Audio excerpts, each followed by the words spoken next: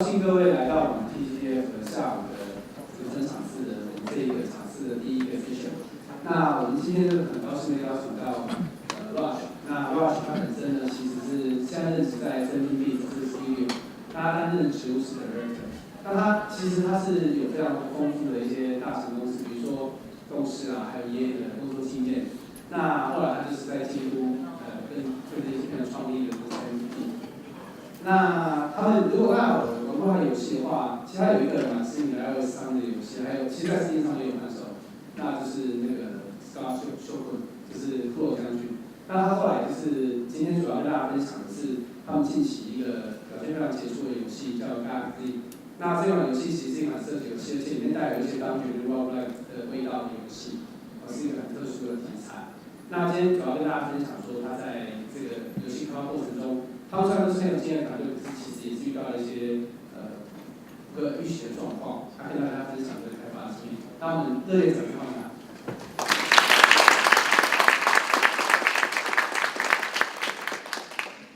Thank you very much for joining me today. A big thanks to TGDF as well as the Indie Mega Booth for bringing us here to speak today. Oh, that's fine. Yeah. Can you guys hear me okay in the corner? Yeah. Okay? Yeah. Okay. It's an honor to represent our studio, 17-bit, as well as indies from across the world here at this wonderful event. My name is Raj Joshi, as a wonderful announcer announcing. And the talk that you're here to see today is called GALAK Z, Flying by the Seat of Our Pants. This talk is about my pathway of joining 17-bit, as well as coming in midstream on the project GALAK Z. It is focused on the challenges of indie game development, even with a long background in AAA game development. So let me give you a little bit of context on me leading up to joining 17-bit.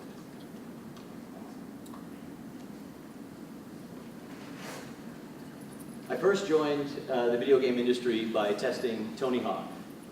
It was a great game to start off a video game career with. And it was very interesting, and I very quickly learned the difference between making a game and just testing one. I stayed with Activision for a little bit and ended up becoming a lead on Vigilante 8 Second Offense. Both of these games are for PlayStation, so maybe some of you know of that system and about these games. I did my master's degree in animation, and I ended up animating for the South Park movie. It was a lot of fun, worked with a lot of great people. I did a lot of moving of mouths and a little bit of characters.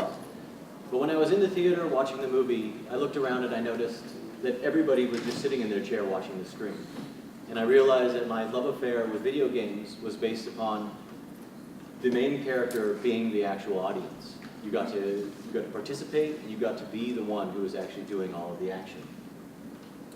So I reached out to some of my old colleagues and was trained up very quickly in doing environment art and joined the teams at Pandemic to do Full Spectrum Warrior.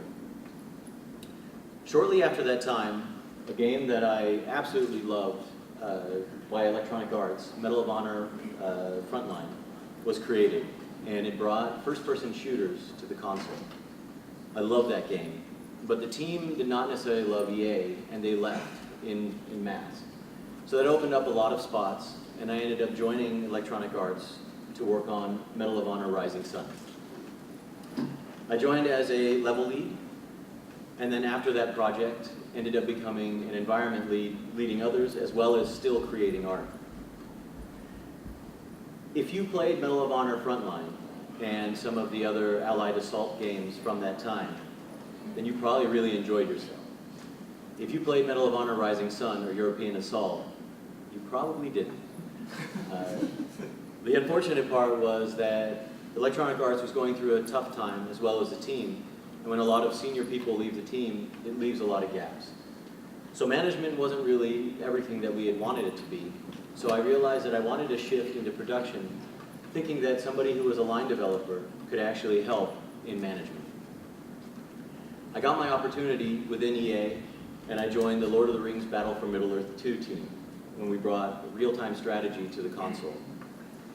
I had a great mentor, and so even though I didn't really like real-time strategy, I ended up learning quite a bit under his great tutelage. I continued on with production as it felt like a good fit, and continued on Command & Conquer 3 for the 360 as well. Xbox 360, it was the one that came before the one right around the time that some of you were born. And we continued on with the Command & Conquer team, and we made Command & Conquer 4, which was equally unwell received, as there was a lot of infighting going on at EA. But I ended up learning quite a bit, and through this process, learned how to manage for both console and PC. On Command & Conquer 4, I ended up focusing heavily on unit creation, user interface, and then trying to really improve the outsourcing art pipeline. I was also lucky enough to host an internet TV show, which was called Battlecast Primetime, which was the first regular esports broadcast of its time. I shifted from Command & Conquer when EA released the entire team, and decided to take some time off. An old colleague reached out to me and asked me to join Double Helix. They were working with Capcom on some exciting prototypes. I became the creative director on a prototype which was a zombie fighting game, first-person melee, that had originally been conceived by Inafune-san. Inafune-san had left Capcom, and even though we finished the prototype, we narrowly missed getting the project greenlit. But I learned quite a bit there. In the interim, we signed Strider, and that actually came out not too long ago on the PlayStation 4. And then Capcom came to us for another prototype, which was a time travel game that they had been working on internally in Japan. We worked very closely with the team, and were able to get that greenlit. But 3 months later, after getting the project signed, the head of Capcom came out to our offices and canceled it. That was my reaction as well. So I decided that that was it for me. I was done with video games. I had had enough. It had been about 12 years, and I wanted to do something else. So I decided I would sell everything I owned, buy a boat, and become a bartender. While I was making those plans, an old colleague of mine, Jake Kasdal, told me about a studio that he had started called 17-Bit. They were working on an exciting game called GALAK Z. It was a space shooting game. And he needed some help on the production side. I told him that I would go up to Seattle, I would check it out. I was in LA at the time. And I would give him a plan, but nothing more, because I was going to get on that boat and I was going to stop working in games. But I fell in love with the team. GALAK Z looked great. I loved everybody working on it. And I thought it would be very exciting to work on an independent game instead of working under the political and other constraints from a larger studio. So I did sell everything I owned, and I moved from Los Angeles to Seattle, knowing that we would actually be moving the studio to Japan. Jake told me it would be very easy, no problem. 4 months in, we're going to ship the game and we're going to move to Japan. So I sold everything in a fire sale and moved up to Seattle. There were 8 core members on the team. Some were fresh out of school, and others were veterans, and we had about 60 years of collective experience. GALAK Z is a very ambitious game. It's for a small studio and even for a larger studio, and it had some really unique challenges. All of the systems and the content had to be built from scratch. There was advanced AI that was being co-written during development by another startup group called Sentient. There was a procedural level building system that assembled at level load with separate real-time procedural music that was handled by a DJ system also built in-house. The procedural level building and the procedural DJ system both have talks at GDC, so if you want to check those out on the vault, they're pretty interesting. We also had a dynamic and procedural animated in-game portrait system where the characters reacted to everything that was going on in the game in real time. There was a transforming character with 2 completely different fighting styles. And we had a TV episodic approach that could give you any one of a variety of levels throughout the arc of each mission, each season. There was passives and an upgrade system that was tuned and balanced for a potentially endless gameplay experience. And it was all based around free-floating physics gameplay. It was a living, aware, and interactive, and a very dangerous world. And the core of moment-to-moment gameplay that was equaled in its challenge as well as its addiction. So it turned out great. We're very proud of what we made. We got an 82 and an 88. That was a measure of considering your game actually very successful. So what's the problem? Why is this talk called Flying by the Seat of Our Pants? Well, everything wasn't as bunny rabbits and rainbows, as I like to say. So in the maelstrom of making a game, it's sometimes easy to lose one's bearing. Making a game is hard, as many of you know. Some of what I'm going to cover may initially seem very basic, and it can seem like common sense, especially to people who work in production. But somewhere in it all, I had lost a grip on the critical tools and processes that I had picked up over the years. As you know, the talk is titled, Flying by the Seat of Our Pants, and development can often feel like a runaway train that's just taking you for a ride. This isn't how it's supposed to be, and so that's what we're going to be looking at today. The talk is going to be broken up into 3 sections: what didn't work and why, what we did to make things work, and key takeaways. All right, so let's get started. What didn't work and why? When I joined, the goal was to round out the X level.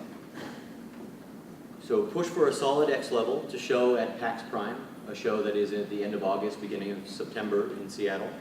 Finish the rest of the game and move to Japan. It seemed like a very, very clean plan.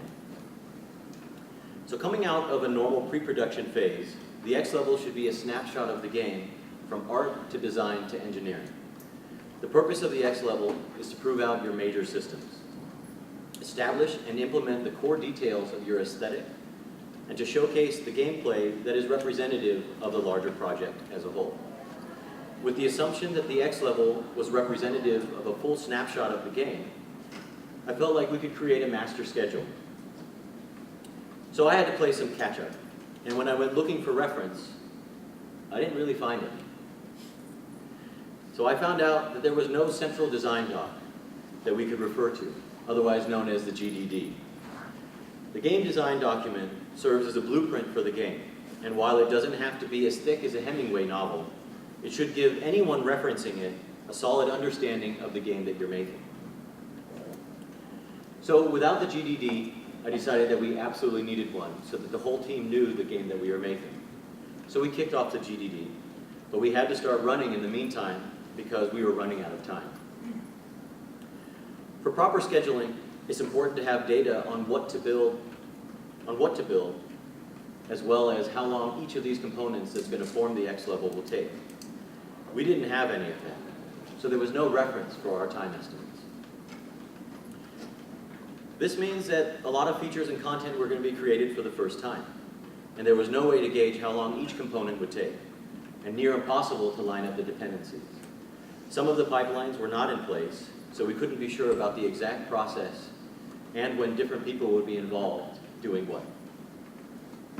To keep momentum and to buy some time for us to inform a complete schedule that included proper dependency planning, I kicked off with a tool that I had learned at EA called swim lanes. You could very quickly block out the time that it was going to take to do each aspect and the people that were going to do it, and if you needed to adjust your time, it was very simple just by adjusting the spreadsheet. But in one place, you could see what basically everybody was doing and how their dependencies lined up. It gave us a high-level picture of what we needed to create and allowed us to move things around very simply. As I dug in, I quickly started unearthing features and content that had not been officially captured nor kept in the minds of the owners on the team. Many things were hidden and forgotten. Many also were not ready for prime time, not ready for being considered final in the game, or had been disabled for a show build. There were a lot of builds that were being created for conventions to show the game at any given time. So these features and content had to be located and adjusted to fit into the current state of the project before any progress could be made. As priorities shifted, some things were left by the wayside. Trusting your team is important, but it's your responsibility to know every nook and cranny of your design and to make sure that things don't fall through the cracks or get forgotten. It may seem like a lot of responsibility for the producer, but it's important. In this situation, I had to do things the opposite way. I had to build up an understanding of what we're supposed to be building while we're actually building it.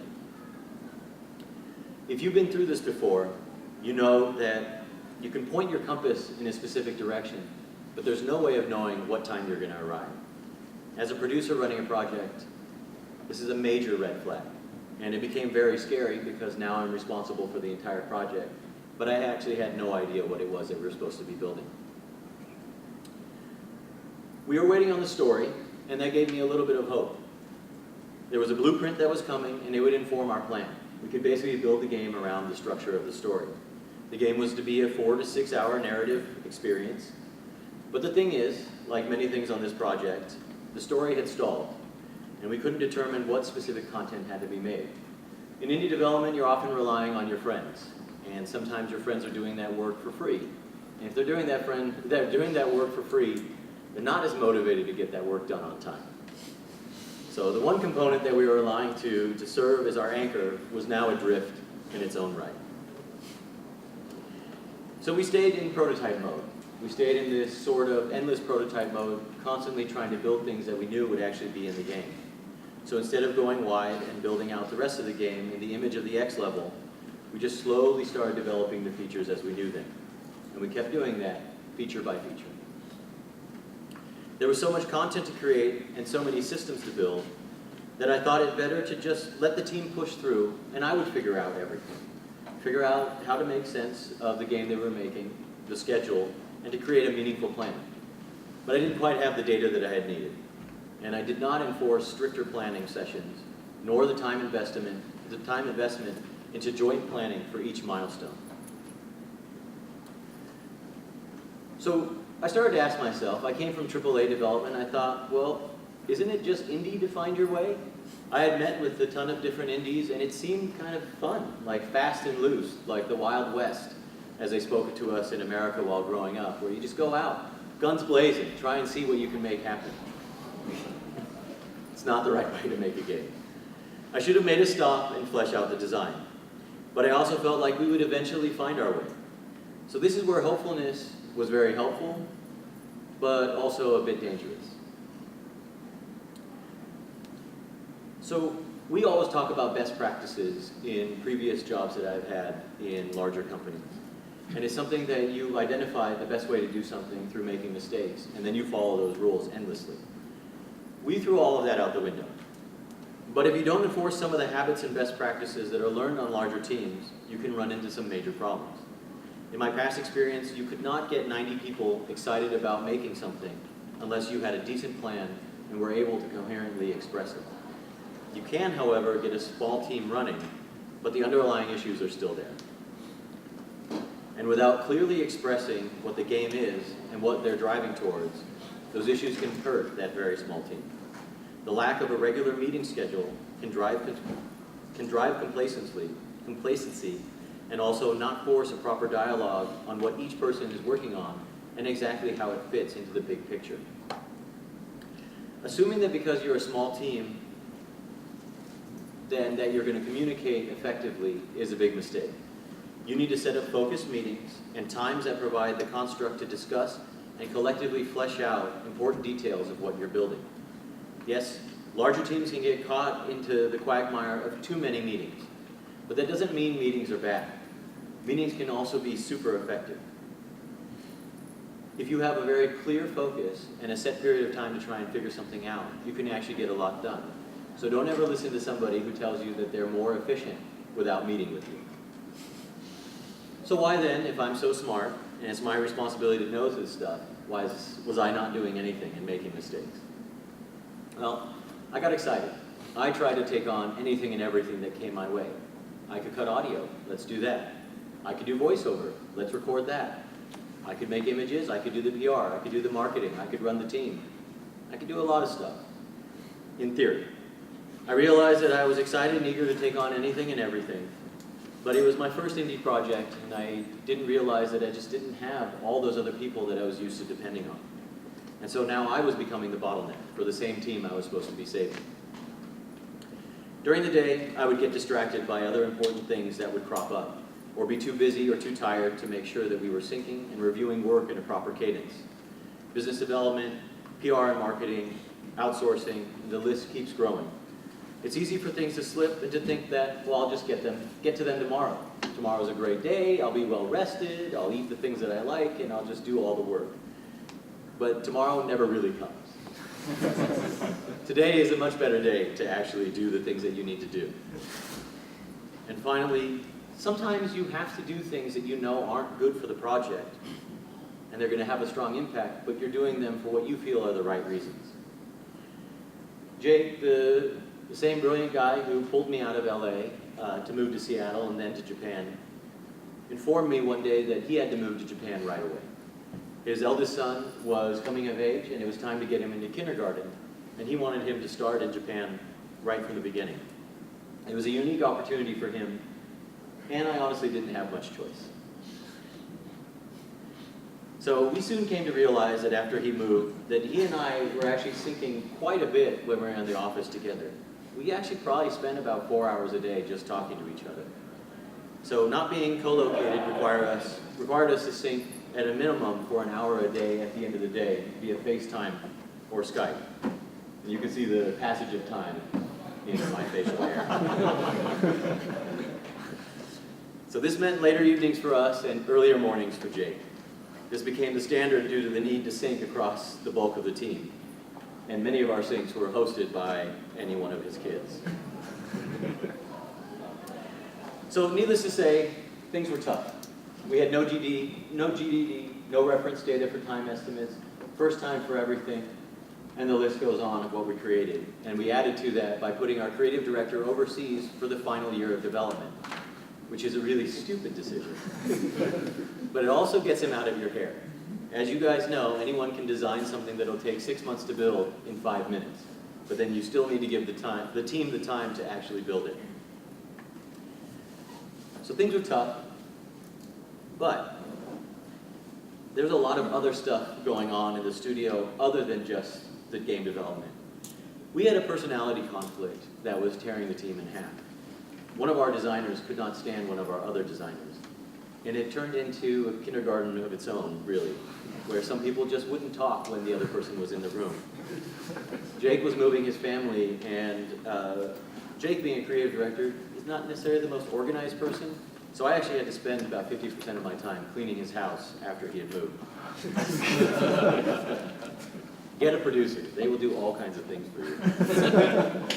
I also had some family-related issues that cropped up at a time where it was basically impossible to deal with, but with family you don't really have a choice.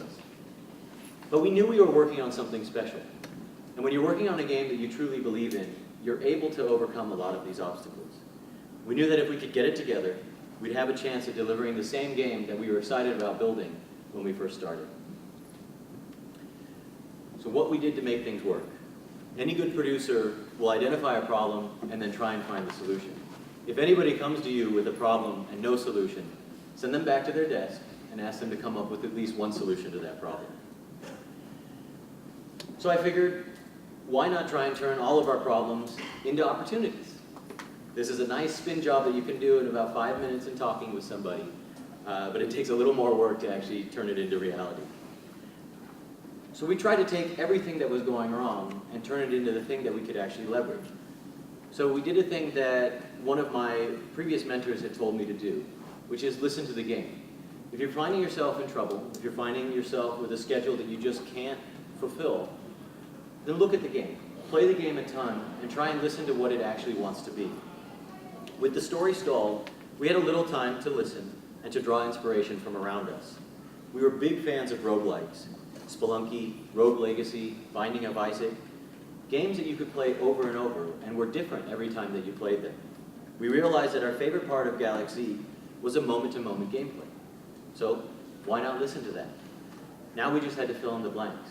Instead of worrying so much about the story to give us structure, let's just make a game that was endlessly playable and fun. So, long live prototype mode. The endless prototype mode allowed us to really polish the experience that, badly written. Endless prototype mode allowed us to just polish the experience that was at the core of most of the levels. When the procedural system came online, we had a proper template for building out the remaining components of the game. And we could start running without having to reinvent the wheel. Zach Aikman, our lead engineer, created a procedural level building system that allowed you to just click the button and it would reorganize any mission. So if you play the game 100 times, you would never see the same layout, interactables, or enemies in the same way again. So in order to pull it all together, we had to get everything captured and in one place. So we had to commit to writing everything down that was supposed to be in the game. We had a lot of fun conversations with Jake where he said, I need to do this and I need to do it now. And I said, I'm sorry, it's not in the plan. And he said, oh, it's been in the plan since the beginning. And I said, no, I wrote the plan. It's not in there. But when your CEO and creative director tells you that he wants something, you listen. So after many painful and emotional conversations, we made peace with the idea that there were key features that needed to be included and that hadn't been planned for. We detailed them out and we got to work. One of those things was adaptive music. So now the game actually has music that changes every time you encounter a different enemy and every time you get into a more or less difficult scenario. We created that GDD to the level of detail required to inform the team of what we needed to build and to give a solid shared understanding of the game. It's critical to write this stuff down and to get it out of your head. It's not until you actually write it down and look at it and start thinking about it that you actually start understanding what it was that you wanted to build. And it's then that you can actually start working through the issues. It needs to be leverageable by the team, so that means that everybody needs to be able to read it and to understand it. And a good GDD can serve as a spec for the engineers so they can start building without having to figure out your design for you. Your design is not some gift that you're saving for your team that you're going to surprise them with somewhere down the line. It's something that everybody needs to know. Every single person on your team needs to be able to pitch your game. If any time some press comes by, or even somebody touring the studio comes by and asks, oh, what is GALAK Z about? Your engineer needs to know, your systems designer needs to know, the PR person needs to know, even the person cleaning the bathrooms needs to know. In our studio, I was the one cleaning the bathroom. So we decided that the way things were structured, we had kind of a top-down organization, and we wanted to empower people. People do their best work when they feel like they have some ownership. If you don't empower your people, they're not going to feel like when they go home at night that that was their work. If you give them the sense of empowerment, it's not necessary to give them all of the control, but you give them the chance to actually feel like they're putting part of their soul in the game. And that's why we're doing all of this, because we actually love to make games. If you're doing this just to try and get rich, I wish you the best of luck. It's been nearly 20 years and I'm poorer than a lot of people. But when you empower people, you give them something other than money. You give them the sense of satisfaction on what they've worked on, so that when they see the game on Steam, when they see the game on the shelf, or their friends are playing it, they feel like part of them is being expressed. So we got some new and interesting features out of this. We got boss fights, which we had never had before. We actually hid those from Jake for about 2 months. Don't do that. We got a much better tutorial, and we also got a lot more polish that went into the game. And everybody was a lot happier. You started working a lot longer hours, which is not necessarily the best thing for your team, but they were doing it out of passion and desire, not because the schedule forced it. Spreadsheets, all right? Everybody loves spreadsheets, right? So I tried a variety of different combinations of approaches that I had picked up over the years. And I also hate spreadsheets. So I tried to start doing some new things I was devising. I tried different stuff, a lot of different stuff, a lot of different stuff that it wasn't fun. But I ended up landing on something where I had a master sheet and it contained all the useful information that I needed, but it wasn't working. I couldn't convince anybody to look at this damn thing, or to pronounce it, or to care about it. And I put colors in it, and I tried to make it as interesting as possible, but it's not fun. So somebody had turned me on to Asana. Asana is not the one place that manages everything, but it's pretty good, and it took the place of the master schedule for us. It encouraged a whole new level of communication amongst the team, and it also allowed them to see each other's tasks and to collaborate, to leave comments for one another, and the web interface of it made it kind of a welcome place for them to come, where spreadsheets were the thing that they always groaned about opening.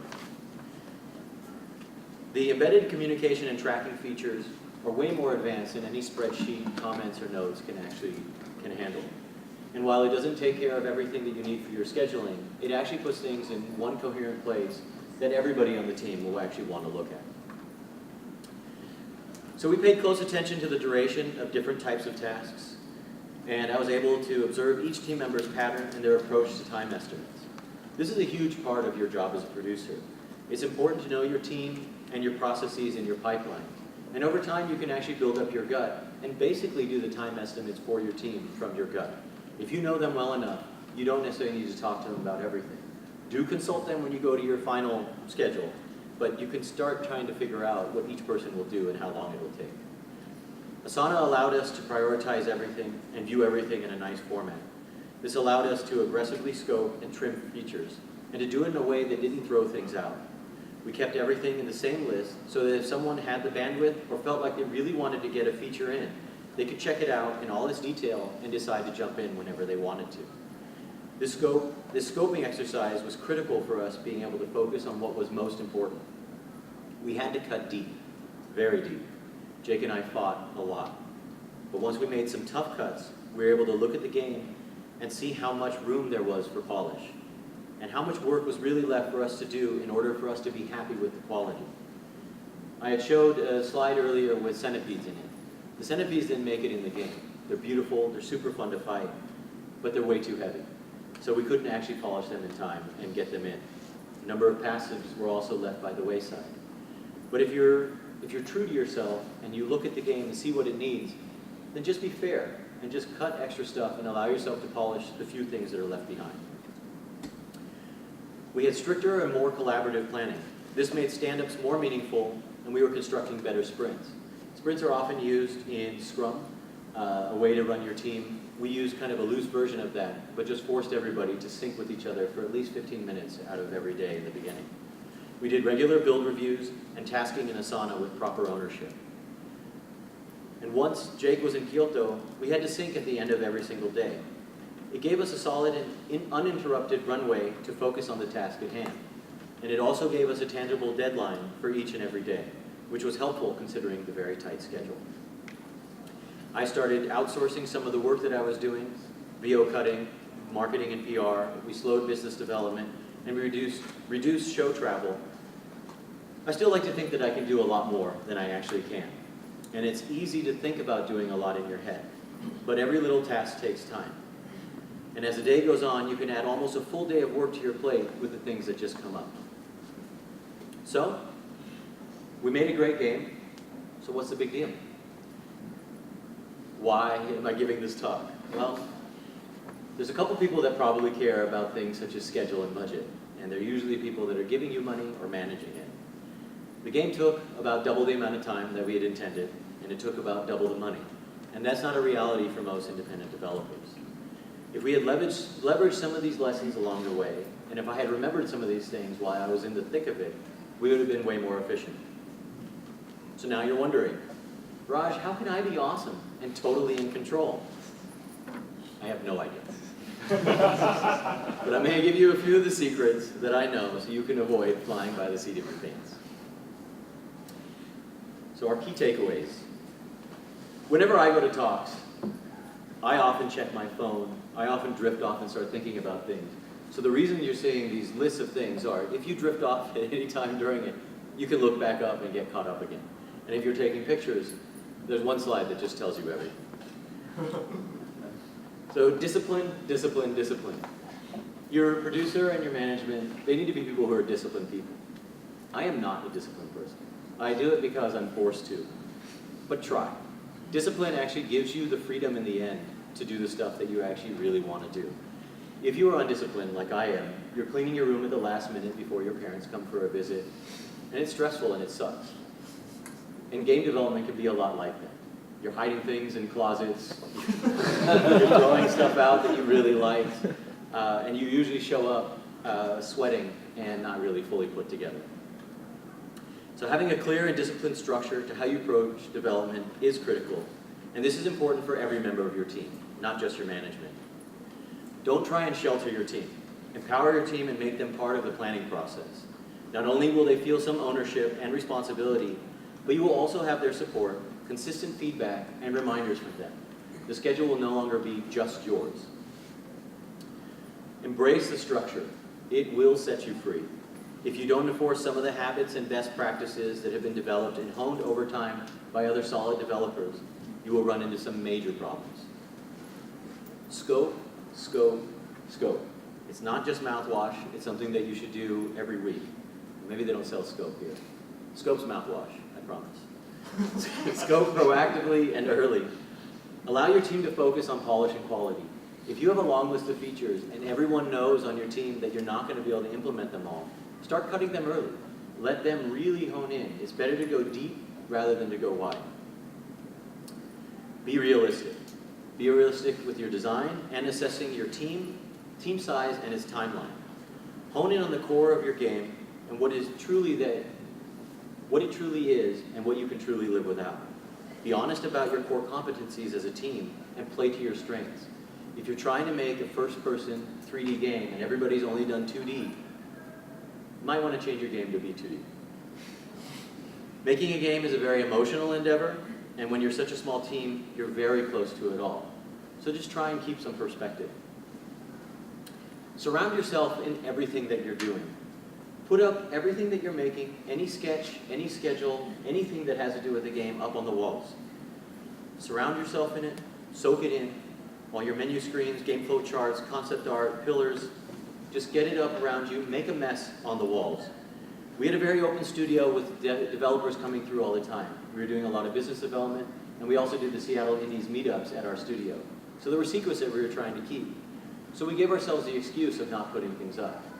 But then sometimes you forget. It's great if you put stuff up, you're walking to the bathroom one day and you realize something that's super important you had forgotten about for weeks.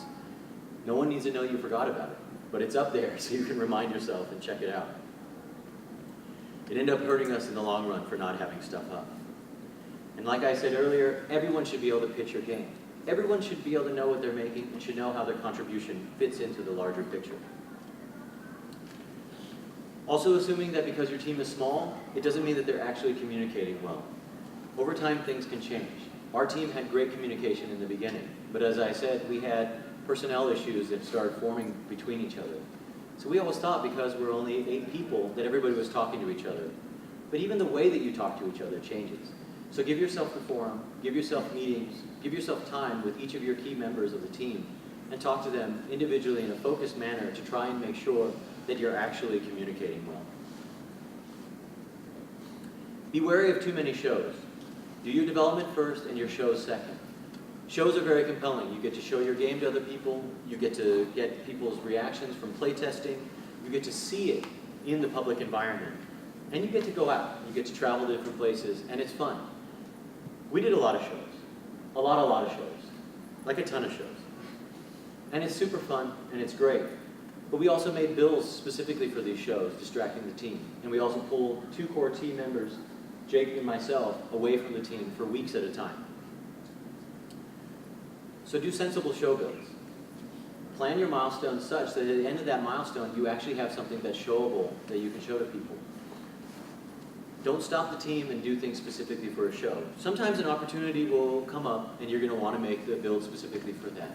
But we ended up obscuring a lot of our features because of these show builds and then forgetting about them or leaving them in a less than polished state. Keep it clean and stable. Keeping your build stable all the time and keeping it free of major bugs will help you in the long run. Fix those important bugs as you go, and you'll always be in good shape for any opportunity that crops up, any PR that you need to do, any business development, and for your general sanity. Sometimes a team will sit there and you'll be like, why the hell is this guy hiding in the wall? And 5 people will say, well, it's been like that for 3 weeks. Don't leave those things in. Don't hide it. So don't go out and hit the press junket too early. Jake is a very public figure, and he's very vocal, and he's constantly talking to people. And over the years, you develop friends who are working in the press. So it's really easy. Hey, can you give us an interview? Can you do this little feature? We went out way too early. We went out 2.5 years before the game actually shipped. The final 6 months, and really for us, it was the final 2 weeks, were the most important to actually get our message out and try and convert people to actually being interested and to buy the game. We kept the mech mode, where you can actually transform into the mech, a secret until the last 2 weeks. And of all the mistakes we made, that was the one thing that we had done right, because we finally got a press bump, and then we launched, and everybody still was thinking about the game.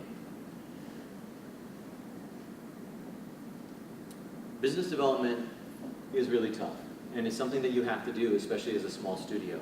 I myself distracted a small independent developer yesterday for about 3 hours. Sorry.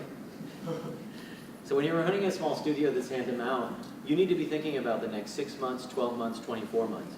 And you have to constantly be doing this, but it's also your responsibility to be running the team. You have to find and take your opportunities, and you have to jump on things right away.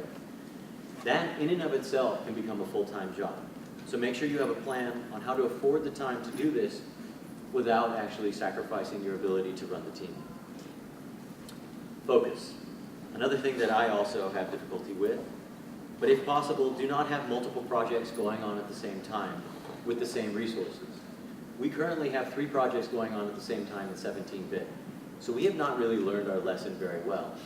But we have the same 8 people working on all 3 of the projects. This is hugely distracting and very difficult for your team.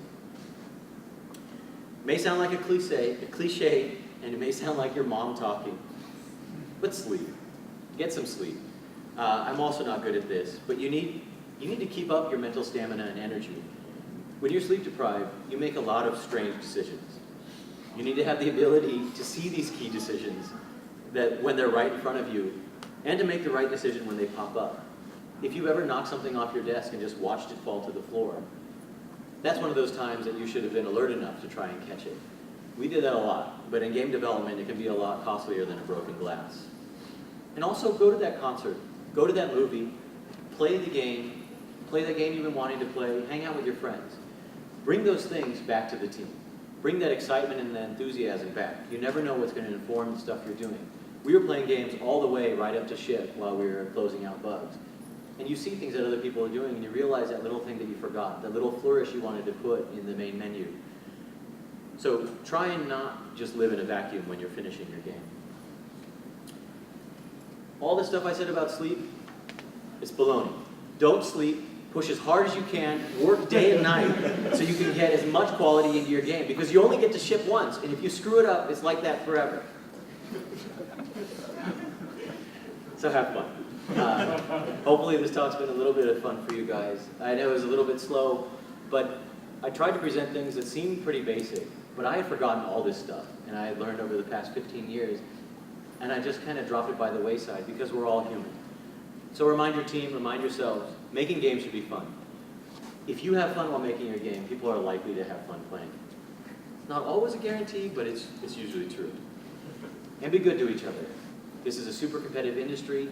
We're all competitive with each of our peers and our fellow developers, but really treat each other kindly. The US is a terrible example of this, and I apologize for everything that's happening right now and everything that's ever happened. I'm now a resident of Japan, and I turn a blind eye to the past, but be kind to one another. This is a fun industry, and if you can make your career doing this, it's pretty good. So hopefully you're going home with a smile. Please check us out on the floor.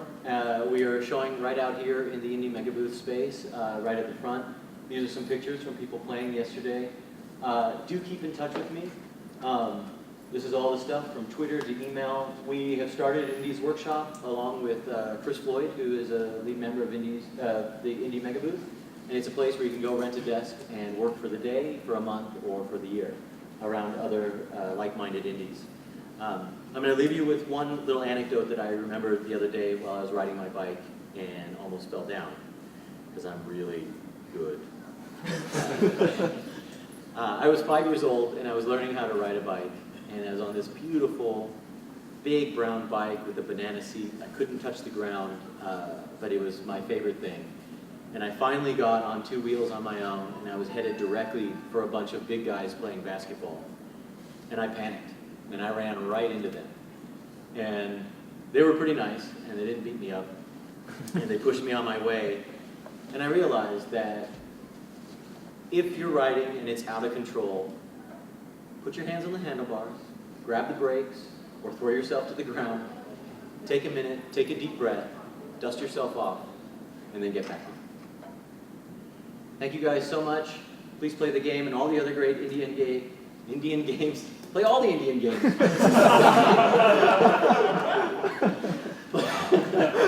Play all the indie games out there.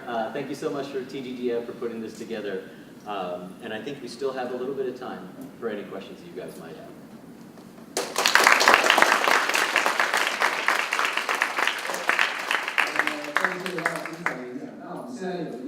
Q&A 的时间，不知道在座的开发者有什么问题要提问。Not all at once, please. There's only so many microphones.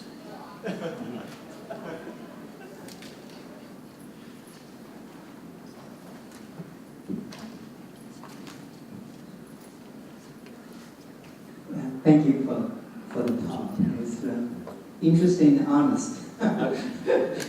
and my question is about the balance between finding your way as a startup and applying the lesson of best practices you learned from EA or Activision. How do you how do you strike that balance? Because you also want to empower the people to be creative, be out there. Otherwise, you end up with EA. You don't want the game like that, right? So go ahead. So I spoke about the prototype phase and how we were kind of in endless prototype mode. So what I've learned you're supposed to do is build in a period of time, and if you can afford it, about 6 months, to prototype your ideas. Excuse me. That is your time of endless creativity, right? You have your idea of the game that you want to make, and then you start prototyping. But that has to have a set limit, and you should have some goals during that time. But that's a time where nothing's wrong, where nobody's idea is a bad idea, where every crazy thing you want to do is potentially worth trying. But as you get further towards the end of that, then you need to really start drawing some conclusions and seeing what's working and what's not working. And you should come out of that prototype phase with a much clearer sense of the game that you want to make. And hopefully by then you've also come to the conclusion of whether the market is interested in that type of game and it's something that's appealing for people, and if you have the budget to create that much and the idea of scope. But so you want to give your team kind of that freedom of endless creativity during that prototype mode, but then when you come out of that, you should be fairly focused and know the game that you're making. We don't go into too much detail on the game that we're actually making, and the game design document is kind of a living document that builds more and more detail as you're fleshing out the design. So you should have a major outline of the game that you want to build and know how you're addressing the major systems and the major key design points. But then after that, as you're going through the game, you can open up little times of creativity and times of experimentation, but those are much smaller and much more focused. And then you get into actually building the feature. So that prototype phase should kind of inform the features and the general design of the game you're making. And then each step of the way, you refresh your team as they finish something with a little time of creativity, but they're still focused on what they're specifically making instead of just kind of blue sky thinking.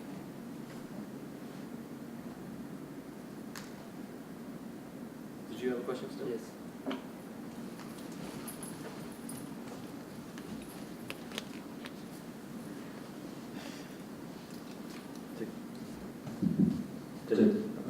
Thank you. It's a great talk. I appreciate it. And I have 2 questions. The first is, do you believe in luck in the game development? So let's say that prepare and practice make you get a bigger possibility to get luck, maybe, I don't know, right? And the second question is, can you show us how much copies the GALAK Z sells in the Asia market, maybe, especially for Southeast Asia? Okay, thank you. Sure. Luck? I definitely believe in luck. I've had very good luck, and I've had very bad luck. So I firmly believe in luck. And I do agree that you work hard and you do a lot of things right to make your luck a little bit better. And we depended heavily on luck. Every time that you're trying to get something done under the wire, is the build going to work? Is it going to be bug free? Is it going to load? So absolutely. Luck, I think, is a very important thing, not only in game development, but in life. But don't forget that there's bad luck. And bad luck will strike you at the worst times. So, try and not rely on luck. But luck plays a lot into it. And the sad reality is that, you look around the world and you see there are some people who have very good luck and people who have bad luck. So figure out where your ratio of good luck to bad luck is, and then set your, your sights on that. And then the Southeast Asian market, we actually just recently did localization and released GALAK Z properly in Southeast Asia.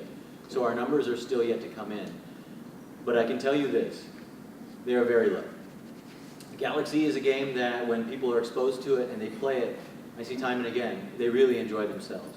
The controls are a little difficult, ramp-up time takes a little bit of time, but people seem to really enjoy it, and they come away pretty happy. But the amount of people that know about it is pretty limited. So that's the big thing. Being an independent developer, you're spending your budget on developing the game. So actually getting awareness out there is super important. So community build as much as you can, figure out strategic alliances with publishers and other PR and press, and streamers and anybody who will help spread the message for you. We recently did a paid tweet and it seemed to resonate in Brazil. That went crazy. We're now doing streams that are purely in Brazilian Portuguese to try and appeal to that market a little bit. So you never know who's going to be interested, so try and go broad with that. But yeah, as far as sales go, I can tell you that GALAK Z is not funding the studio or the next project right now. Bad luck.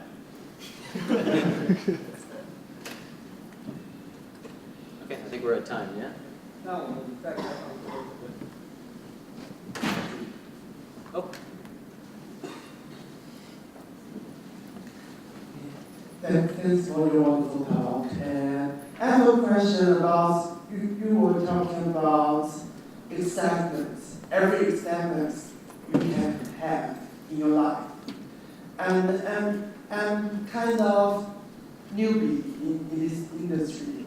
So I'm wondering if I can use the advantage as a newbie to find this excitement to work on developing games. Absolutely. Right, so games are traditionally, at least up until somewhat recently, they try and put you in a genre. Are you a first-person shooter? Are you an action-adventure game? Are you a platformer? They try and put you immediately into a category so they understand you better. The independent game movement is very exciting right now, and mobile games as well, because they're trying different things. Video games is about experimentation. It's a sociological and psychological experiment, and that's why film wasn't as engaging to me. I like passive entertainment because I'm tired at night and I can go home and just sit and watch stuff. But gamers, they want to touch, they want to prod, they want to try on different personas and different experiences. And so they're always looking for somebody to bring them something different.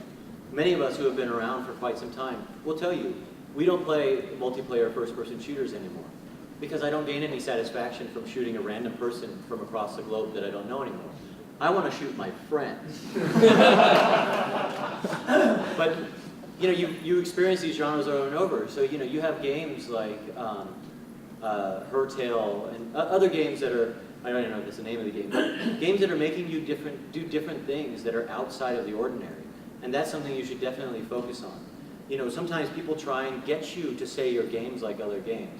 If you can pitch your game and people are into it without you having to draw an analogy to other games and say, well, it's like Call of Duty mixed with Splinter Cell, mixed with, My Littlest Pet Shop.